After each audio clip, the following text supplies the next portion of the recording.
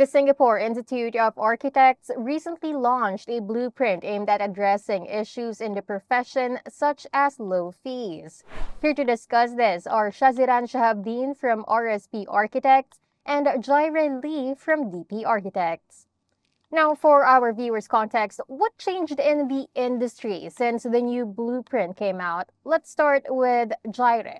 It's not a long time since the release of the blueprint, but what I can see changing or gaining traction is increased awareness.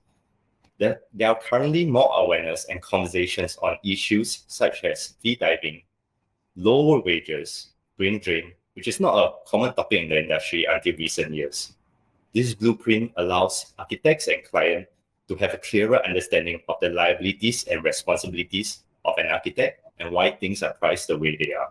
Architects will be able to better explain the design choices and project impacts to clients, improving trust and transparency. For younger architects or architects-to-be, they are also more aware that architecture is not just about design, but it's also important to understand the business aspects of profession, practice, and value proposition. As Jared has mentioned earlier, the blueprint was only recently announced in May 2024.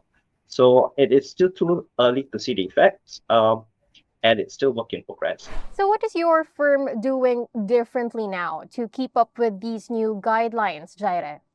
I think with more awareness comes more interest. So in DP Architects, we have implemented professional development courses and training to align with the blueprint's requirement, such as workshops on sustainable design done in cooperation with our Greenwell Tech Trust, advanced project management techniques, or new regulatory standards.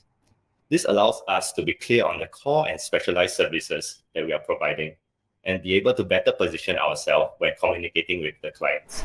Having been around for over 6 decades, RSP already has a robust framework in place that adopts best practices and methodologies in our fee structure.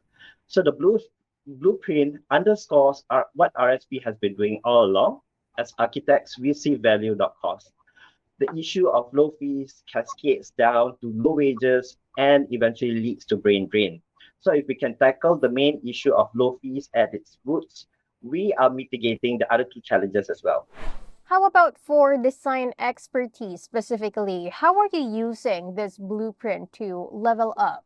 I think as a multidisciplinary practice with global offices, we have already established a structured project and design management framework to streamline our workflow in terms of time, budget, and quality.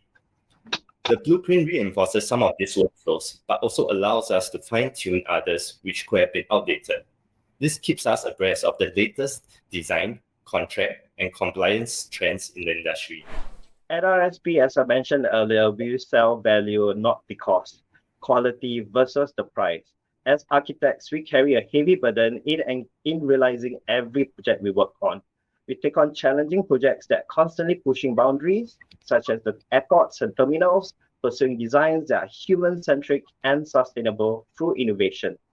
Adopting a robust fee structure framework will illustrate the breadth of responsibilities and liabilities that we as architects face in every project. Thank you so much for joining us today, Jaire and Shaziran. Thank you.